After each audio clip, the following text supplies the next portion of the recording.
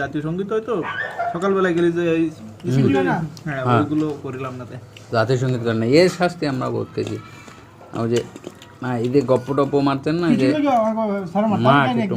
মাক কে খাও এটা, আমি মাই আর দুই খাও শাড়িকে এক গাইতে কাজ। মানে আমাদের পিটি কঠিন পিটি করাতে তো আমরা ওই যে মনে করো ওই সময় আসতো, ওই সময় বাজারের মধ্যে ঢুকে যেতাম, বাজারের সাইডে স্কুল, বাজারে চলে যেতাম পলাইয়া। হ্যাঁ পলাইয়া মানে যে লাইনে পড়বে সেই সময় আমরা চলে যাবো, আর থাকবো না লাইন হইবে।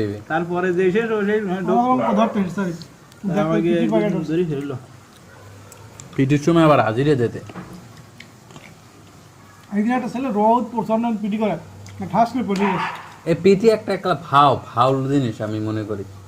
পড়ে গেছে দেখতে যায় কতদিন ওই জাতীয় সঙ্গীত গাতে গাতে দুই একটা সিতেই ফুড়ি যায়। যাচ্ছে এ লাইনে একটা ফ্রি পড়িছে, ও লাইনে সেটা ফ্রি পড়িছে, এরকম প্রতিদিন।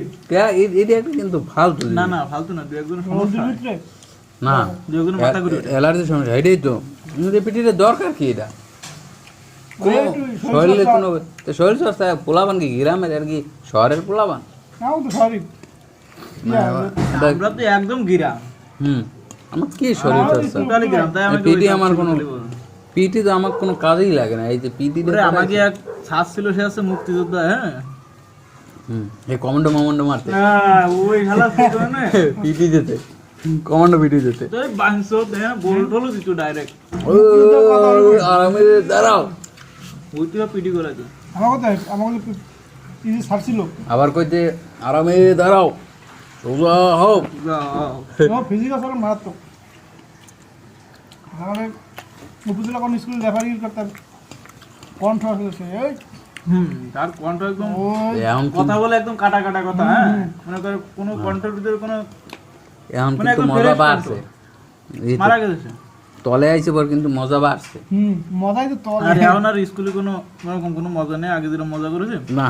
আমার ওই দেশে এখন সারা গেলে আফসোস করে, এখন হইলো ছাত্ররা বেদবি করে, স্যারদের সম্মান দেয় না। মেশেও না মেশতাম দেখতে পারবে না। 10 দশক এই যে এখন 2024 থেকে 2030 সাল পর্যন্ত সব বেদব বাইরে, গরু ছাগল বাইরে স্কুল যায়।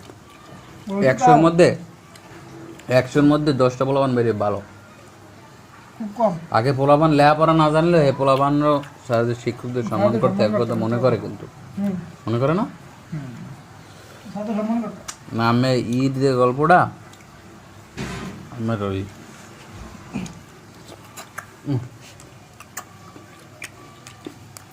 শাড়িতে এক গাইতে কাজ થઈ গেল, আমার তো থাকি গেল।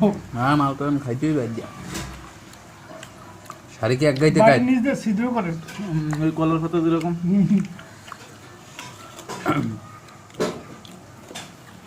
এইসব গল্প টল্প করতে কোন স্যার এমনি গো? ঠিক এই যে রাধা মশাই বা শাড়িকে আমারিকা, এ তো আমাকে তো গল্প ফ্রেন্ড সার্কেলের গল্প।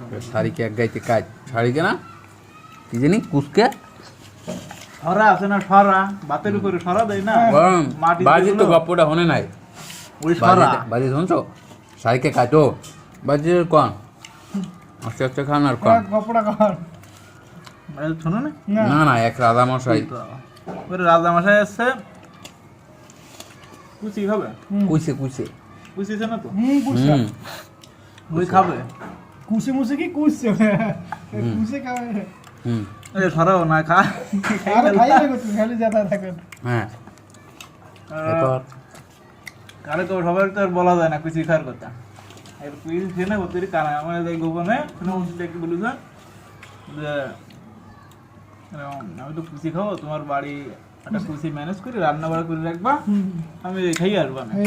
ফুলু করেছে আমার রাজা মশাই, এবার আর সেনাপতি ঠিকই কুচি টুচি ম্যানেজ করে ডেট দিয়ে দিয়েছে, অমুক দিন খাতে যেতে রান্না বাড়া করেছে করিয়ে এই ওরা সেনাপতি ছুটি ছুটি রাত সবাই এইছে আসি কয় রাজা মশাই এ ভাইজি আমি টানা দিয়ে খেলাম, আমার আত্মা হেয়ে এক ফোঁটা বললে না তোর সব হ্যাঁ এবার কম আইসে রাত সবাই আসলে দেখতে পারেন না, না দেখলে খাইলেন একটা লন আশা বলাইবে দেরিতে এরা খাইবেন। ওই যে মজা কিন্তু এখন